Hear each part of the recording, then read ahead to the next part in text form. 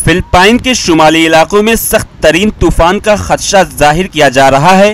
हुकूमत ने मुकामी अफराद को नकले मकानी की इजाज़त दे दी है।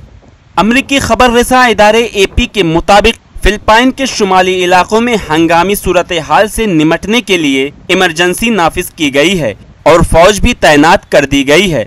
फिलिपाइन के महकमा मौसमियात का कहना है कि सुपर टाइफून मैंगूट नामी तूफान बड़ी तबाही ला सकता है।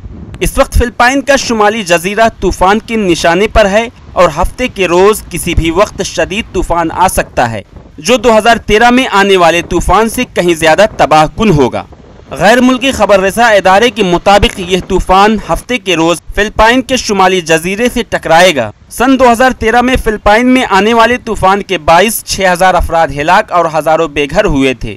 फिलहाल मैंगखोट फिलिपाइन के शुमाली इलाकों के लिए खतरा बना हुआ है। कैटेगरी 5 के इस शदीद तूफान से बचने के लिए 52 लाख अफराद वाले इलाके में इंतबाह जारी किया गया है। फिलिपाइन की दारुल हुकूमत मनीला में हवाई और समुद्री सफर मुनक़ता कर दिए गए हैं।